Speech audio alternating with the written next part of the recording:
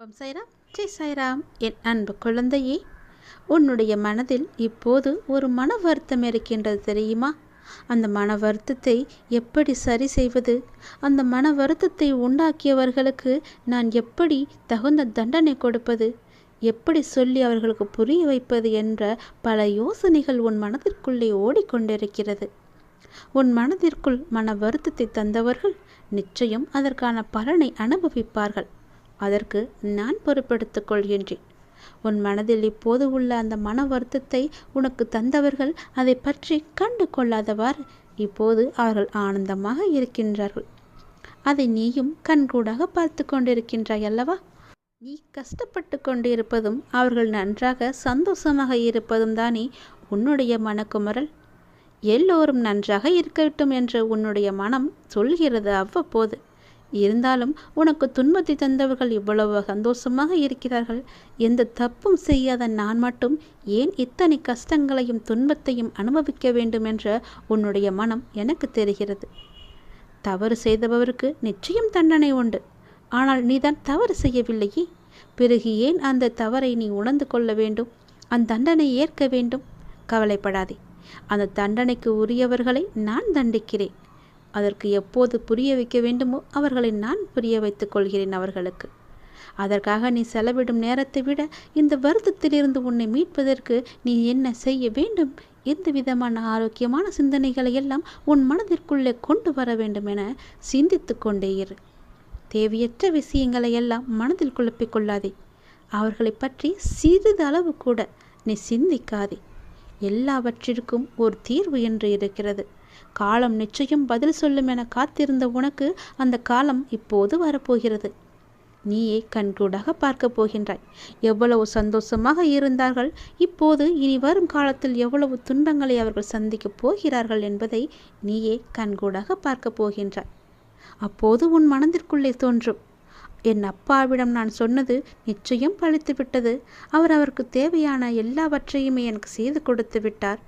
என்னை தண்டித்தவர்களுக்கு அவரை தண்டனையும் வழங்கிவிட்டார். இருந்தாலும் அவர்களை பார்க்க எனக்கு ஏதோ ஒரு பாவம் போல தோன்றுகிறது என்று உன் மனதிற்குள்ளே நீ சொல்லிக் கொண்டிருப்பாய். அதையும் நான் பார்க்கத்தான் போகிறேன். கவலையே படாதே. எல்லாம் நிச்சயம் நடக்கும். காலம் பதில் சொல்லும். நீதி மட்டும்தான் ஜெயிக்கும். முதலில் வருத்தத்திலிருந்து நீ வெளியே வா. உனக்கு நான் இருக்கின்றேன். எல்லாவற்றையுமே நான் பார்த்து பார்த்து செய்து தருகின்றேன். உன் மன வருத்தத்தை தந்தவர்கள் நன்றாக இருப்பார்கள். ஆனால் எதிர்காலத்தில் அவர்கள் எவ்வளவு கஷ்டத்தை அனுபவிக்கப் போகிறார்கள் என்பதை மட்டும் பார். நன்றாக இருப்பாய் நீ. உன்னுடைய முன்ஜென்மத்து வினையெல்லாம் நிறையவே இருக்கிறது என்று கவலைப்பட்டு, கஷ்டங்கள் நிறையவே வருகிறது என்று துன்பப்பட்டு, கடன் பிரச்சனையெல்லாம் அதிகமாகி கொண்டே இருக்கிறது என்று கஷ்டப்பட்டு கவலைப்பட்டு கொண்டே இருக்கின்றாய் அல்லவா? அது எல்லாமே இன்றிலிருந்து முடிய போகிறது. உன் முன்ஜென்மத்து வினையெல்லாம் இன்றிலிருந்து குறைய போகிறது. நீ செய்ய வேண்டியது எது தெரியுமா? இந்த ஜென்மத்தில் இனி எந்த தவறும் செய்யாது நேர்மறை எண்ணங்களோடு இருக்க வேண்டும். அது மட்டும்தான் நீ செய்ய வேண்டிய ஒரே வேலை. இந்த வேலையை நீ ஒழுங்காக செய்து வா. உன்னுடைய வாழ்வில் உன்னை சுற்றி ஒரு மாற்றம் வந்து கொண்டே இருக்கும். படிப்படியாக மாறுவதை நீயே காண்பாய். உன்னுடைய முழு வினையையும் அறுக்கத்தான் நான் வந்திருக்கின்றேன். உன் அப்பா சொல்வதைப் போலவே நீ செய்து பார். உனக்கு கொடுத்த வேலையை சரியாக செய்துவிடு. அதிலிருந்து நீ பின் வாங்கக்கூடாது. யாரையும் துணைக்கும் அழைக்கக்கூடாது. அப்பாவின் கட்டளையை என்றும் மீறக்கூடாது என்ற எண்ணத்தோடு நீ செயல்படு. உனக்கு தற்காலிக ஆதரவு தரும் நிகழ்வுகள் எல்லாம் உனக்கு பிற்காலத்தில் தீமை தரக்கூடியதாக இருந்தால் அப்படிப்பட்ட ஆறுதல் உனக்கு தேவையே கிடையாது. எந்த காலத்திலும் தீமை தராத ஒரு ஆறுதல் என்னுடைய நாமம் மட்டும்தான், என்னுடைய புகழ் மட்டும்தான். உன்னுடைய மனம் கவலையில் இருக்கும்போது செயல்களிலும் கவனமாக நீ இருக்க வேண்டும். எல்லா ஆறுதலும் தீர்வு அல்ல. எனவே புரிந்து நடந்து கொள். உன்னுடைய வாழ்க்கையில் நீ செல்ல வேண்டிய தூரம் எவ்வளவு தெரியுமா? நிறையவே இருக்கிறது. அந்த தூரத்தை நீ பார்க்காதே. அதை அடைய நல்ல வழியை நான் உனக்கு கொடுக்கிறேன். உனக்கு தற்காலிக தீர்வு வேண்டுமா, நிரந்தரமான தீர்வு வேண்டுமா என்று நீயே முடிவு செய்து கொள். உன் அப்பா உனக்காக சொல்வதை அலட்சியப்படுத்தாதே. நீ நிம்மதியாக இருக்க வேண்டும். எதற்காகவும் கலங்கக்கூடாது. நீண்ட நாட்களாகவே நீ என்னிடம் கேட்டுக்கொண்டிருக்கும் உன் பிரார்த்தனையை உன் அப்பா உனக்காக நிறைவேற்றி கொடுக்கப் போகின்றேன். உன்னுடைய துன்பங்களிலிருந்து எல்லாம் உன்னை காப்பாற்றப் போகின்றேன். நீ கேட்ட வரத்தை அப்படியே கூடிய விரைவில் உனக்கு தந்து உன் வாழ்க்கையை மிகவும் அழகாக சிறப்பானதாக நான் மாற்றப் போகின்றேன். நீ நினைச்சது நிச்சயமாகவே உனக்கு நடந்தே தீரும். உன்னுடைய மனக்கவலை என்றுமே நீடிக்காது. அது இன்றே முடியப் போகிறது. ஒரு தீபத்தை ஏற்று உன் மனக்கவலையை நான் போக்கி காமிக்கிறேன். என்னிடம் தீபமேற்றி வழிபட்டு வந்தால் போதும். என்னுடைய நாமத்தை நீ கூறிக்கொண்டிருந்தாலே போதும். எல்லாம் சரி செய்து உன்னுடைய வாழ்க்கையை உன் கையில் ஒப்படைப்பது என்னுடைய கடமை. நிச்சயம் உன் வாழ்க்கை உன் கையில் கிடைக்கும். கேட்ட வரம் இது உனக்கு. இதுவரை தேய்பிறையாக இருந்த உன்னுடைய வாழ்க்கை இனி வளர்ப்பிறையாக ஏற்றம் பெறப்போகிறது. அடிமேல் அடியாயிருந்த உன்னுடைய துன்பங்கள் எல்லாம் மாறி நீ எடுத்து வைக்கும் ஒவ்வொரு அடியும் மகிழ்ச்சியான ஒன்றிற்கு வழிகாட்டப் போகிறது. இனி எல்லாமே உனக்கு நல்லதாக நடக்கப் போகிறது. எப்போது என்று தானே கேட்கின்றாய்? வரும் அமாவாசையிலிருந்து வளர்ப்பிறை ஆரம்பிக்கும் அல்லவா? அது போலவே உன்னுடைய வாழ்விலும் வளர்யோற்றம்தான். வளர்ப்பிறை ஏற்றமாக இருக்கப் போகிறது. உன்னுடைய வாழ்வில் தேய்பிறை எல்லாம் முடிந்து சந்தோஷம் உன் வாழ்வில் வளர்ச்சி அடையப் போகிறது. அந்த விதி என்னை வீழ்த்த நினைத்தாலும் உன் அப்பா நான் இருக்கின்றேன். உன்னை ஒருபோதும் கைவிட மாட்டேன். உன் வாழ்வில் மிக முக்கியமான 2 விஷயங்கள் நடக்கப் போகிறது. ஒன்று என்ன தெரியுமா? நீ எதற்காக இந்த பிறவி எடுத்து வந்தாயோ அந்த நோக்கத்தை நோக்கி உன்னுடைய பயணம் ஆரம்பமாக போகிறது கண்மணி. 2வது, உன்னுடைய மிக முக்கியமான கர்ம வினை ஒன்று தீரப்போகின்றது. இது தீர்வது உனக்கு எப்படி தெரியும் என்றால், உனக்கு துன்பம் தந்து கொண்டிருந்த ஒன்றிலிருந்து துன்பம் குறைவதை நீ காணப்போகின்றாய். அதிலிருந்து உன்னுடைய மனமானது அமைதி அடைவதை நீ உணரப் போகின்றாய். இந்த 2 நிகழ்வுகளால் நீ மகிழ்ச்சியின் பாதையில் பயணிக்கப் போகின்றாய். இது உன் வாழ்க்கைக்கு மிகவும் முக்கியமானது. எங்கு போனாலும் நான் இருக்கின்றேன் உனக்கு. மனக்கவலை உனக்கு எதுக்கு? கவலை என்று என்னை நோக்கி வந்து விட்டாய். என்னை எப்போதும் அப்பா என்று அழைத்து கொண்டிருக்கின்றாய். கண்ணோடியில் உன்னை வந்து நான் காத்தருள்வேன். எப்போது வேண்டுமானாலும் என்னை கூப்பிடு. எதிர்பார்த்தது உனக்கு நடக்காத வரை உன்னுடைய வாழ்க்கை ஏமாற்றமாகத்தான் இருக்கும். ஏன் எதிர்பார்த்து காத்து கொண்டிருக்கின்றாய்? எதிர்பார்க்காதே. போகிற போக்கில் போகட்டும், வரும் வழியில் வரட்டும் என்று விட்டுவிடு. அது தானாக நடக்கும். நீ எதிர்பார்த்தால்தான் உனக்கு நிம்மதி தொலையும். எதிர்பார்க்காமல் உன்னுடைய வேலையை நீ செய்து வா. அது உனக்கு எவ்வளவு நிம்மதியை தரும், ஆனந்தத்தை தரும் என்று. நீ எதிர்பார்க்கத்தான் உன்னுடைய நிம்மதி அங்கு தொலைந்து கொண்டிருக்கிறது என்பதை நீ உணர வேண்டும். எதையும் எதிர்பார்க்காதே. உனக்கு நடக்க வேண்டியது நிச்சயமாக நல்லதாகவே நடக்கும். உனக்கு எதிர்பார்த்த மாதிரி ஒரு நல்ல விஷயம் அமைய வேண்டும் என்று காத்திருப்பதால் தான் உனக்கு அது கிடைக்காமல் கை நழுவி போய்கொண்டிருக்கிறது. அதை சற்றும் எதிர்பாராமல் இறைவனின் பாதத்தில் நீ விட்டுவிட்டு உன்னுடைய கடமை எதுவோ அதை நோக்கி நீ பயணப்படு. புண்ணியங்கள் வந்து உன்னை சேரும். பாவங்கள் எல்லாம் கரையும். உன்னுடைய கர்மவினை கறந்து விட்டால் போதும். உன்னுடைய வாழ்க்கை நிச்சயம் மேன்மை பெறும். நல்லது நடந்து கொண்டே இருக்கும். ஏனென்றால் நல்ல நேரம் உனக்கு ஆரம்பித்து விட்டது இந்த நொடியே. குழந்தையே, நீ நிச்சயம் முன்னேறுவாய். உன் மனதில் எதிர்காலத்தை பற்றிய பயம் இருந்தால் அதை தூக்கி எறிந்துவிடு. உன் வாழ்வை நான் ஒளிர செய்கிறேன். உனக்காக நான் இருக்கிறேன். துன்பத்தை கண்டு களைத்து விட்டேன், எழுந்து நிற்க முடியவில்லை என்று தோல்விக்கு நீயே உன்னை அழைத்துச் செல்கிறாயே. ஏன், எதற்காக அப்படி செய்கிறாய்? உன்னால் முடிந்த அளவு போராடு என்று நான் கூற மாட்டேன். உன் மனம் திட்டமிட்ட லட்சியத்தை முடிக்கும் வரை போராடு என்கிறேன். தற்போதைய துன்பத்தை நினைத்து உனக்கான வருங்காலம் பொக்கிஷமாய் அமையப் போகிறது என்ற ஒன்றை மட்டும் உன் மனதில் நிறுத்திக்கொள். எல்லாம் நன்மைக்கே. விரைவில் புதிய அத்தியாயம் உன் வாழ்வில் நடைபெறும். காத்து கொண்டு இரு. உனக்கு பிடித்த ஒன்றை நான் தரப்போகிறேன். உன்னை கேலியாக பேசுகிறார்கள். உனக்கான மரியாதை கொடுக்கவில்லை என்று நீ வருந்துகிறாய். எல்லாவற்றிற்கும் நிச்சயம் காலம் பதில் சொல்லும். உன்னுடன் நான் இருக்கிறேன். உன்னை ஒருபோதும் நான் தாழ்ந்து போகும்படியோ கை ஏந்தவோ நான் விட மாட்டேன். இது என்னுடைய வாக்கு.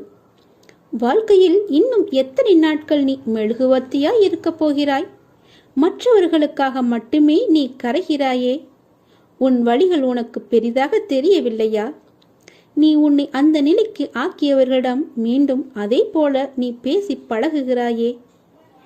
அவர்கள் உன்னை காயப்படுத்தினாலும் அவர்களுக்காக பாவப்படுகிறாய். உன் அன்பு அவ்வளவு வலிமை வாய்ந்தது என்பதை அவர்கள் உணரவில்லை. உண்மையை நீ உணர்ந்தால் நிச்சயம் உன்னை நான் அலட்சியப்படுத்தி இருக்க மாட்டார்கள். அடிமேல் அடிபட்டு இன்று உன் மனம் தாங்கும் சக்தியை எல்லாம் இழந்துவிட்டது. ஒட்டுமொத்த வழியும் இன்று ஒரே இடத்தில் சங்கமித்து உன்னை ரணப்படுத்தி உனக்காக நீ வாழும் நேரங்களை நிராகரிக்கச் செய்கிறது. அவர்களுக்காக அவ்வளவு யோசிக்கிறாய். கொஞ்சம் உனக்காக யோசி. நீ அன்பு கொண்டவர்கள் உன்னை காயப்படுத்தி விட்டார்கள் என்று உன் மனதை ரணப்படுத்தி கொண்டிருக்கிறாய். ஆனால் என் பிள்ளை, நீ உன் ரணங்களை பார்த்து என் மனம் வெந்து போகிறது. கர்ம வினைகள் ஒருவருடைய வாழ்க்கையில் அவர்களை மட்டுமே வைத்து நடக்க வைப்பது இல்லை. அதை நீ அனுபவிக்க வேண்டும் என்றால் இன்னொருவர் மூலம் கூட நடக்கும். உனக்கு ஒருவர் கஷ்டங்களை கொடுத்தால் அவர்களை குறை கூறாதே. உனக்கு உன் கர்ம வினையை போக்கி உனக்கு வாழ்க்கையை உணர்த்துகிறார் என்பதை நினைவில் கொள். இப்படி ரணங்களை அனுபவித்த உன் மனம் பொறுமை இழந்து எதற்கெடுத்தாலும் கோபம், எரிச்சல் என்று உன் தன்மையை மாற செய்யவிட்டது. அதை சரி செய்ய உனக்காக நான் உள்ளேன். உன் தன்மை என்றும் மாறாது. நீயாக நிம்மதியான சூழ்நிலையில் வாழ வைப்பேன். இது என்னுடைய சத்திய வாக்கு. என் குழந்தையின் வாக்கை காப்பாற்ற நான் அதை நிச்சயம் செய்வேன். ஒன்றை மட்டும் நினைவில் வைத்துக்கொள். வெளிச்சம் இருக்கும் மெழுகுவர்த்தியை ஏற்றினால் அதற்கு அந்த இடத்தில் மதிப்பு இல்லை. வீணாக அது தன்னையே உருக்கிக் கொள்ளும். எவர் உன் துணை வேண்டுமென்று உன்னிடத்திற்கு உன்னை அன்புடன் நோக்கி வருகிறார்களோ அவர்களுக்கு மட்டும் நீ மெழுகுவர்த்தியாய் இருந்தால் போதும். மெழுகுவர்த்தியின் மதிப்பு இருட்டில்தான் தெரியும். அதை போலத்தான் துன்பம் என்ற இருள் எவருக்கு உள்ளதோ அவர்களுக்கு அந்த நேரத்தில்தான் உன்னுடைய மதிப்பு தெரியும். நிச்சயம் உன் அன்பை அலட்சியம் செய்தவர்களுக்கு நிச்சயம் உன்னை யார் என்று நான் புரிய வைப்பேன். அதற்காக நீயும் அவர்களை அலட்சியப்படுத்தி விடாதே. அமைதியாக பொறுமையுடன் சகித்து கொண்டே இரு. அதற்கான கூலியை நான் தருகிறேன். அதை நான் செய்கிறேன். எவனொருவன் பக்தியுடன் முழு உள்ளத்தையும் என்னிடத்தில் வைக்கிறானோ அவனது தேகம் மற்றும் ஆத்மாவிற்கு எந்த ஆபத்தும் வராது என்பதை நான் அவனுக்கு வாக்குறுதியாக தருகிறேன். நீ அவமானம் படும் போது அவதாரம் எடுக்க வேண்டும். வீழ்கின்ற போது விஸ்வரூபம் எடுக்க வேண்டும். உன் மனம் புண்படுகின்ற போது புன்னகை செய்ய வேண்டும். வாதாடுவதை விட்டுவிட்டு நீ வாழ்ந்து காட்ட வேண்டும். அனைவருக்கும் முன்பும் நீ நிச்சயம் உயர வேண்டும்.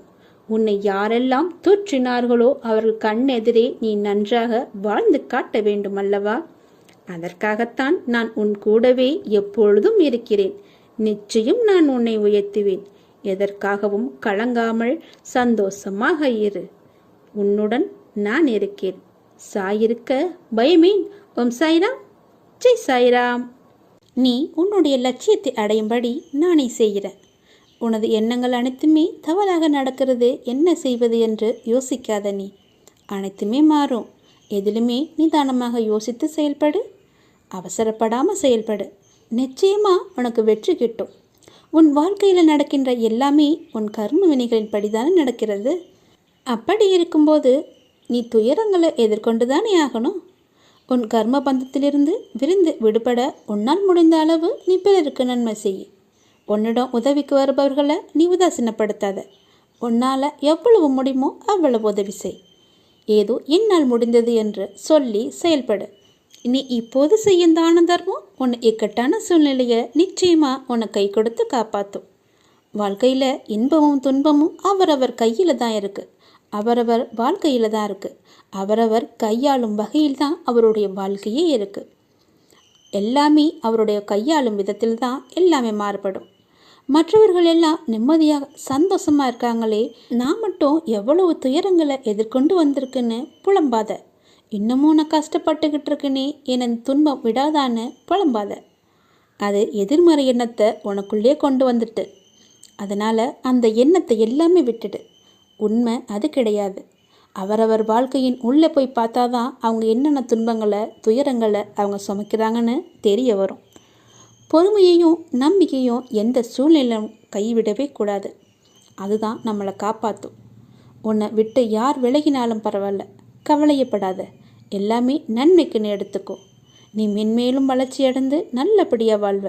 உன்னுடைய வாழ்க்கையில் எல்லா செல்வங்களும் பெற்று மகிழ்ச்சியாக வாழ போகிற காலம் ரொம்ப தூரத்தில் இல்லை. எல்லாமே உன் கை கூடி வரப்போகுது. நீ செல்வ செழிப்போட சந்தோஷமாக இருக்க போகிற. எல்லாமே உன்னை வந்து சேர்ந்துக்கிட்டே இருக்கு. அதை உன் சாயப்பாவே நான் தரப்போகிறேன். இது என்னுடைய சத்திய வாக்கு. ஒரு முறை நீ என்னிடம் வந்துட்டனா உன்னை நான் இருக கைப்பிடிச்சிக்குவேன்.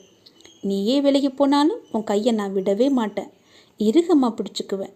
நான் உன்னை விடாமல் கைப்பிடிச்சி காப்பாற்றுவேன். நீ என்னை வெறுத்து போனாலும் பரவாயில்ல, உன்னை விட்டு நான் விலகி போகவே மாட்டேன். உனக்கு முன்னாலும் பின்னாலும் எப்போதுமே உன் அப்பா துணை இருக்கும். நீ என்ன செஞ்சாலுமே அதோட அப்பாவுடைய செயலும் இருக்கும். எல்லாம் நம்பிக்கையோட செய். நீ என் மேலே வச்சிய நம்பிக்கை என்றைக்குமே வீண் போகாது. உன் நம்பிக்கையை நான் காப்பாற்றுறேன். எல்லாமே உனக்கு நல்லதாக அமையும்படி நான் செஞ்சு தரேன். என்னுடைய வார்த்தையை நம்பு. இது என்னுடைய சத்திய வாக்கு. நீ எப்போதுமே நல்லாவே இருப்ப. நீ நினச்ச காரியம் எல்லாமே கைகூடி வரும் நேரம் இது. நீ சந்தோஷமாயிரு. என் சொல்படி நடந்து கொள். உனக்கு துணை இருக்கேன்.